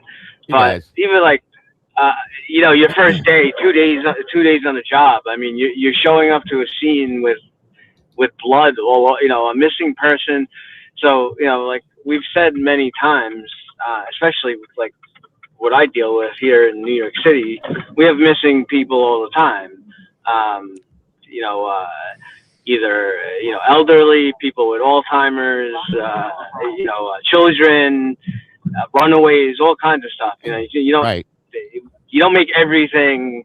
Not everything is a crime scene immediately, but when you show up to a scene and there's blood, a light bulbs should be going off. Something is not right here. Right, and that's the other thing too. Like, so Sheriff sends off this DNA that they found to Florida to a lab, undisclosed lab at that point for no reason whatsoever, and then they do what they do, and it gets sent back and says that it has to go through the state labs first, which is not a law anywhere. We went through it like crazy, Kim and I both. There's nothing exists that says that has to happen, but whatever. So there's that, okay? And then he brought in some high-level task force that's built out of multiple agency, police, like local police agencies, and they're working on this. The FBI's on this. Pima County's on this. All of these agencies are working on this, and you don't have a suspect. Yeah. Hey, I have an idea for another poll. What do you got for your poll? Would they know who did it or have suspects and not release it to the public so they could keep milking it in the media? Sure. That's a good one. Yeah. Who is they? Who are we going to say? Law enforcement. Okay. Well, the powers that be, whichever level you want to look at, like she's part of her, Savannah's part of the media. So, right. Whatever. I'm sure she's connected to some high level stuff. Well, interestingly enough, don't forget that one of the first people Savannah called when this happened was Senator Mark Kelly. So I'm trying to work on the wording. I've got. Do you feel law enforcement would lie about not having a suspect to keep the story going? That's what I've got. I'm just putting, would authorities know who was involved and keep it quiet to keep it moving? Okay. I mean, I think they're similar enough that that's probably going to get to the same kind of response. I'm going to give them yes, no, or no opinion on that. I still believe it's a psyop, but I'm just trying to think about, in more But why, general, though? more general stuff. A psyop and what about something with like like something to do with immigration or something? You think, or well, that was brought up today. I predicted a while ago that they would keep dragging it on. I said this many times, that this would keep going, and they would keep milking it in the media. I just can't believe. I just can't believe, especially where that area where she lives is like, like a richy area, right? So I can't believe that they can't track video of. Obviously, if she's taken, at some point she has to be put in some kind of vehicle.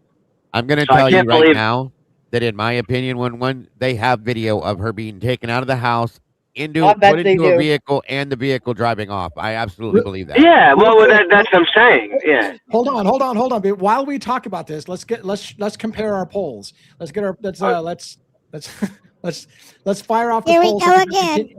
Yeah, I'll show you my poll if you show me yours. Let's put the poll out there. Did you let it go yet? Yes, I just did. I was thinking this is why we're having this banter. We should be having this poll running. So it's running. So yeah, I believe in my soul that they have video of Nancy being taken out of the house, put into a vehicle. They have the vehicle, obviously, and driven off, even in the direction that the vehicle went. I absolutely believe that in my heart. Yeah. Okay. Yeah. And I think they've had that probably almost from the beginning. This is my opinion, of course. And you guys, you're not going to hurt my feelings if you say, Dago, you're fucking insane. It's okay. Well, I feel strongly about that. Yeah. I mean, I don't put anything past. I mean, what are psyops usually for? They're for distraction is one of the reasons, or they're to manipulate the public. And I think that the predictive policing and the domestic surveillance is going to play a role at some point. I think they're going to drag this on. I wouldn't be surprised if they find her and she's okay. And that this was all. I'm just saying I wouldn't be surprised. Somebody in my chat today said that I can't remember who it was, so I'm sorry about forgetting your name, but they made a very interesting point. I think it was Meanie that brought up immigration and what if somebody worked for Nancy, that was an immigrant per se, and that they're looking at trying to blame it on her to run the immigration thing. You know what I'm saying? Or blame it on that person. Right. Yeah. Sure. Keep it rolling because of the immigration thing. Yes. Because this is a celebrity's family member. That makes it a big deal. You know what I mean? Well, we always say that on this show. Operations are never done for just one reason. Right. They don't utilize resources for just one reason. So it could be the immigration thing, could have been a distraction from the Epstein files, could have been a distraction from any number of things they wanted to distract the public from. Wow. And also will use this at some point. It goes. These I know Dago's got something too, but it goes along with that idea of like never let a good tragedy go to waste. Like if you can use this to somehow further a political agenda of yours, then you use it. Yeah, or they could be covering it up because it's an immigrant, and it would cause all sorts of shit to go the other direction with that. That's a good point, Chihuahuas. Right. Are you ready to end this? Yeah, let's end it. I'm not shocked at what I got over here. What do you got? I got 82% said 82 would authorities know who was involved and keep it quiet to keep it rolling in the media. And 82% of the people said yes, 18% said no idea, and 0% said no. Yeah, that's funny. Over here, my wording was, do you feel law enforcement would lie about having a suspect to keep the story going? 82% exactly like you said yes. 14% said no, and 4% no opinion. Yeah, I even threw something out there today because this case has driven me so far insane with trying to understand why that with the back doors being propped open, so on and so forth, and the way they're trying to direct us away from it being an exit, so on and all that. Maybe it wasn't. Maybe they took something inside that house, a gurney, a wheelchair. Maybe that's why the doors were propped open. And then it took me into another mode where what if Nancy died naturally or unnaturally in her house? And this is for some reason, which I agreed with the people. You know, what's the reason to cover it up then? But if she died naturally and the gurney was taken in to wheel her out, so on and so forth, blah, blah, blah. It just makes me wonder because I can't find a realistic answer to why this could have happened. So I'm kind of reaching now, you know, and I just wonder. Well, look, the media is a big money thing, right? That's connected to the like BlackRock and Vanguard and State Street, right? So to me, that's a great concept, I think. One that I've thought about too. What if she died of natural causes? That's it. And they were like, you know, can we spin this? Can we use it as using it for that? As a tool. I mean, nothing would surprise me. The only thing is, I think that, as I always say, and I'll continue to say, look at what happens as a result of these high-profile events. Because what do they accomplish? Is it distraction? Is it to forward legislation? Is it to forward a narrative? You know, it's usually one of those things and others too. Yeah. Right. And earlier when I was doing my show, Tomboy had sent me Lana's, because Lana did cover this too. And one of the statements Lana made on this was, how about Savannah's latest interview? Back door propped open. How about that front door Nest camera making more sense day by day? And this was Lana's theory on how Lana, and I remember when she said this, that she believed that more sense day by day. My theory on the ransom video being recorded on the Nest Ring door cam. I muted you one. Need to jump in. You need to jump he's in. Getting pulled with over. them. He's getting pulled over right now. No, you need to follow them. One. I muted him because it was so loud, so he can't even talk right now. Yeah. I'm back. Okay. So, and Lana's theory on this is that they filmed the ransom note on the ring camera, and then pistol whipped her, leaving the blood at the front door, and then took her back inside and out the back door. And it's an interesting theory, yes, but it's very interesting. So I'm just saying it. Nothing else. I'm just so tired of this shit not making any sense. You know what I mean? Yeah. Well, I think struggling to come up with something irrelevant. Some people in the chat, you know, commented about the surveillance thing. I guarantee you this, and I predicted this already. They are going to start talking about that area needs more surveillance cameras, yes, and more technology, so this kind of thing doesn't happen anymore. And so I can almost guarantee that is going to come up. You know, it's happening all over. I mean, it's already happening. They've already talked about it in this. Well, they're already using it now to talk about the lighting, because this area is a light pollution area where they've taken. I've seen interviews with people that live in this area that they've complained now about, like, the bus stops not being lit up and people being mugged and blah blah blah blah blah. And this is another thing about the lighting. Okay, I think because if you look at Nancy's house, around it, so on and so forth, there's no lighting. There's no lights. It's darker than shit out there. So is it something that they're I know this sounds dumb, but is it something they're milking to push the area to give them more lighting for safety or something? I mean, I know that sounds pretty weak, folks, but again, I don't put anything past anything. Nah, it could be anything. Someone trying to push some kind of contract for something. You know, when you're talking about something that involves a massive amount of money or contracts, some of these people they'll do anything. Absolutely. I mean, there's multiple things that it could be related to, in my opinion. And at this point, it's just not my biggest issue. And the message that I'm getting across is it's not what they've told us. It's not what they're showing us. It has nothing to do with what they've told us, in my opinion. It is not I the agree. case that it's been presented as. So, all right. Well, I want to kind of wrap up a little bit of Idaho 4 talk real quick. I've been contacted by somebody recently that seems to have some receipts to provide me. So I'm working with them to get the receipts that may prove and disprove some things that I've been saying for a while.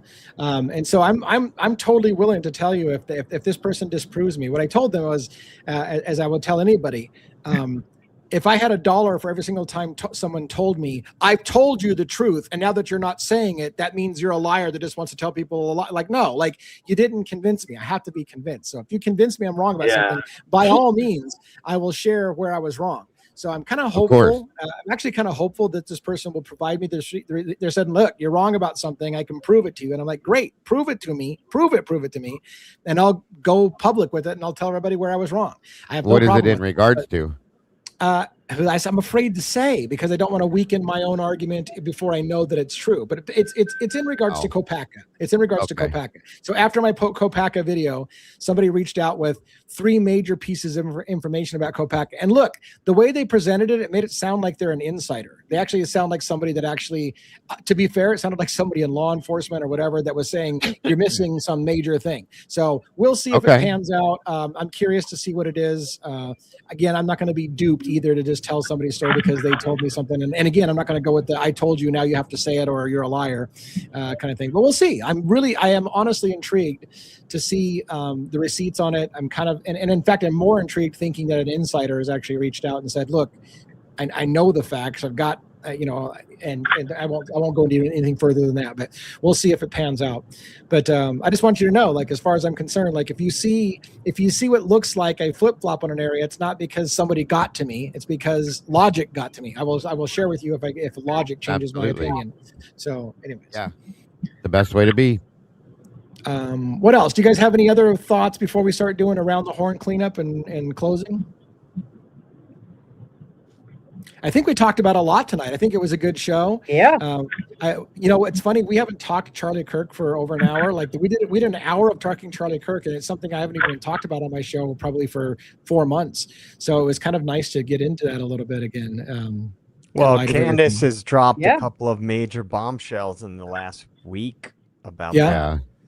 Is it mostly on Erica or is it on the shooting itself? The last one yesterday, which I sent it to 1-1 on Discord, was about that people going on trial in France for a Freemason group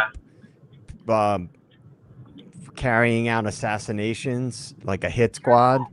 And they were, and Candace was making connections to that and the stuff with Charlie Kirk about the French Foreign Legion and Israel. So she dropped some major bombs yesterday. Yeah, she's been hitting it pretty hard. Yeah, she's hitting it real hard, man.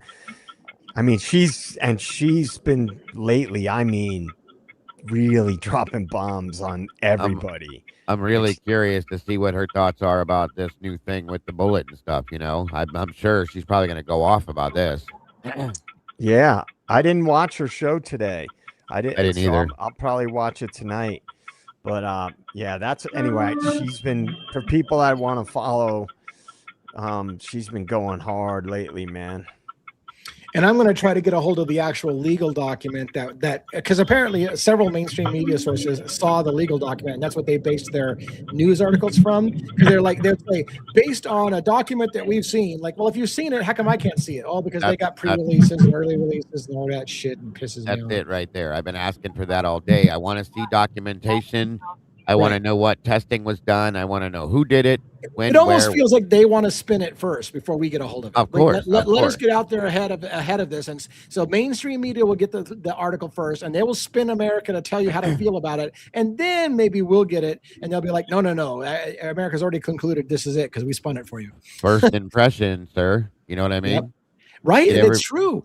It's true. People have a hard time. Once you've kind of made your mind up about things, confirmation bias gets in, and you tend to reject things that reject what you already tend to believe. So once you believe that this is how it happened, you tend to reject the counter position. That's just human nature. That's why I want to see like proof, like visual proof, because if you do, because of that statement right there, if they do what they're doing, they already did it. It's done. So if we bring forth some kind of a document and say, look at that, then it kind of rewrites it in some sense. You know what I mean? And not to spin us into a whole other discussion about Tyler Robinson and Charlie Kirk, but they did. The defense specifically said the ATF agent or the ATF worker who came to the conclusion that the bullet cannot conclusively be. I'm going to mute one. That's super loud.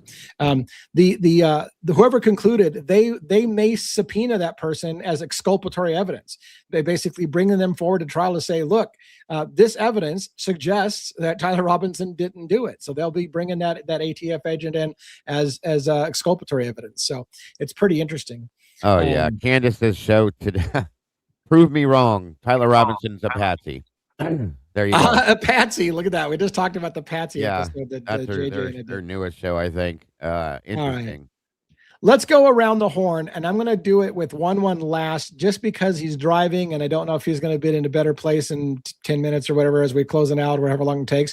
But it was super kind of like loud there for a minute. So I'll go to Robin, Dago, JJ, 1 if he's capable, and then myself will close out for the evening.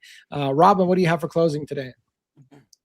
Well, once again, another fascinating conversation. I always enjoy whatever we get into. The different thoughts and opinions are, they really make everything very, very interesting and thought-provoking. So thank my, Lee and the rest of the panelists for that. Also thank everyone for coming out to, our shows every night. It's great seeing, so many of you almost every night. So thank you for your support there. And also on the replay crew, we see your comments, after the fact, and you're just as important to us. So please don't think you're not. And I saw someone earlier asking about when we were going to be doing JonBenet Ramsey. Again, that'll be on Sunday. We do that case every Sunday right now. This will be week 3. So if you haven't seen that yet, there are 2 episodes to get into. But I hope everyone has a wonderful evening. And thank you again for coming out. And I really like what you guys have done with that Crimes After Dark Sunday show, where you would take a month and do like 4 weeks of a case, of an old case. I really like that style. So you're midway through, the JonBenet Ramsey thing. It was cool. You did the Princess Diana thing. That was cool. You did the Kurt Cobain thing. That was cool. Cobain.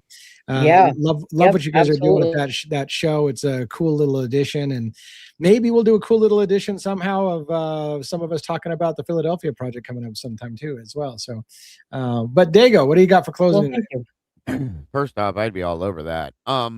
And second off, as always, awesome conversation. Thank you all so much for being here and invoking that conversation. You guys are always very interactive and very conversative. Bad word there. And I appreciate that so very much. Also, the intelligence levels are amazing with you guys, and the questions and the points that you make, always appreciated. And of course, thank you to the moderators whom none of us would exist with. I appreciate each and every one of you all the way around. Absolute guys. You guys are amazing as always, and nothing but love for you all. That goes for everybody. Amanda, Essie, every one of you guys over there, as well as all of the amazing moderators on this side of things. So thank you to all of you.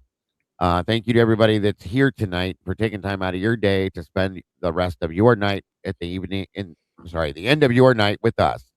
I appreciate that. And thank you again to Robin, Lee, JJ, and 1 for being here and having me to be here with you to have these conversations. It's absolutely amazing. I appreciate that. And thank you for the kind words for those of you about the song that they put out there. I appreciate that very much as well. Don't forget to love yourselves, love each other, and don't change nothing, because as I always say, and of course, you guys truly, truly are the beautiful people. Nothing but love, folks. Have a great night. God God bless. Thank you so much. Appreciate the dedication to the show and all that stuff with that. JJ, thank you for coming. What do you got for closing? All right. Thank you, advocates, as always. And thank you to the denizens, the meatballs, and the awesome mods. And if we have any believers in the chat tonight, thank you to all of you for participating. Fun discussion tonight. You guys think that we've got a chat that restores my faith in humanity. Nice. And my public service announcement, as always, Here we go again. be good citizens and volunteer your DNA to Othram Labs. Get him out of here, And guys. get your digital Security. IDs and your central bank digital currency, because you guys want to be good citizens to make the world a safer place for all of us. Goddamn CIA. Fuck. Get your chip implanted in your forehead and in your hand. Yeah, get your Neuralink as soon as you can. Yeah. Get your little tracking chip in your hand. Yep. Don't worry, gonna folks. be- We're taking Joe back to the home after the show. Yep. The Alzheimer's kicking in a little bit. Yes. It's all good. Yeah. He's having flashbacks. Thank you very much for that. And I'm gonna put one up. It looks like he's unmuted already. How you doing? You got close tonight? Oh, well said. Well said. Great stuff, buddy. Yeah. Yeah.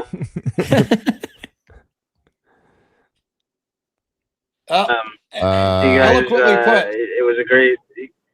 Can't hear me? What? Yeah. Don't hurt yourself. Can you hear me? We're on delay. Huh? Yes, You're on delay. Can't hear me? you're on delay. Yes, you can. Yes, you can hear me, or no, you can't hear me. Yes, We can hear you. you, but there's a delay. There's a big delay, so I'm gonna shut up and you're gonna have a delay and then you're gonna talk. Okay. I feel like this is Spaceballs. Like now is then. When is when is now? When is then now? All right. Well, I joined in late, but I did hear most of the show. It's good stuff. Thanks to everyone for joining. Love all of you guys as always. See, we are dedicated here. I'll read you movie quotes since before I lose service or drive off a mountain or something. So here we go. Put your toes on the edge of that chalk line. I said, put your toes on the edge of that chalk line, you slimy worms. And I don't believe what I'm seeing. Where have you been all your lives? What? No idea. At an orgy, listening to Mick Jagger music and band mouthing your country. I'll bet. You An better stop officer and a eyeballing me. gentleman. Yep, you got Oh my it. God. Officer and a gentleman or Full Metal Jacket? Yeah, no, officer and a gentleman. That was great. Nice. Good. I'm gonna have to watch that now. I forgot about that movie. Shit. Perfect. Thank you very much for the trivia. I'm going to go ahead and mute you. We're a little bit on delay on that for that. So, and then I'm going to try to put myself back on fucking page. All right. So there was a request. Rhonda, the She Devil, has asked if we can play that cool song that Dago made. We don't have it set to an image. We like to put images together, but I was so jazzed up about the song preload that I wanted to put it to just a countdown timer. So what I'll do is I'll throw up our logo, I think, on the screen and play us out with the song for the close. Yeah, go Are ahead. you gonna put us on the side of the screen again? Oh yeah, let's do that. We can put us on the side of the screen and we can even talk during that thing. That's a badass idea, sir. I Well, like I how have you a think. badass sometimes. Yeah. All right. So I'm going to remove this. In fact, we'll just do it live. We'll fucking do it live. Do it live. I think at this point, thank you all for coming to Crimes After Dark again. Tune again tomorrow at 5 p.m. Pacific Standard Time, 8 p.m. Eastern Standard Time for another Crimes After Dark. Always pay attention to potential drops in the morning. I won't be dropping something every morning, but a lot of times when we drop something in the morning or the afternoon, actually it's going to be probably, well, it depends on your time frame. I don't know when it is for you. This is an international audience. It may be morning, it may be night. Anyways, pay attention to a drop because we may be talking about the drop on the next show. All right, this is a song. Again, I think the riff was done by Dago and his son. The actual guitar riffs done by him, and then inspired also by AI. The lyrics are his. So all of this is mostly like his with some AI assistance. So with any luck, in just a moment, I'm going to play the song and then we'll just kind of like hang out. We'll probably be able to talk over the music if I have done it right. And I hope you enjoy the music if you didn't catch it earlier. And here it comes.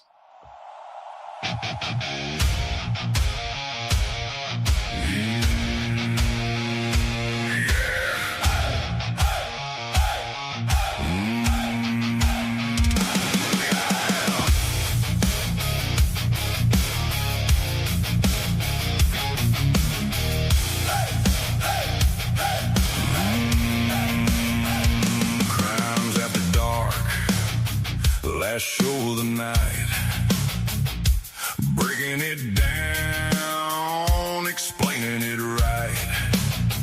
Robin's on the pad, yeah, he's riding the blueprint.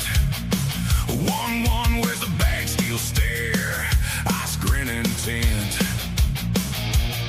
NYPD shadows, deep state of mind. JJ at the table letting gears grind. Crimes after dark. This town don't sleep. Every saint, every shark got a secret to keep. Crimes after dark, where the tough hearts bleed. We don't run from the mark, we just do what we need. Logan's Bronx tales, she's spinning them raw. For me and you, kid, every scar, every flaw. Dago's in the cafe, serving justice up clean. Black coffee, cold eyes, coming strong and mean. Lee at the head, like a storm rolling in. Says you stand or you fall, but you don't have a bend. Crimes after dark. This town don't sleep. Every saint, every shark got a secret to keep. Crimes after dark, where the tough hearts bleed. We don't run from Get it, Dago. dark. We just do what we need. Low and close. Last show of the night. Curtains closing slow. You ride with the crew, or you stand where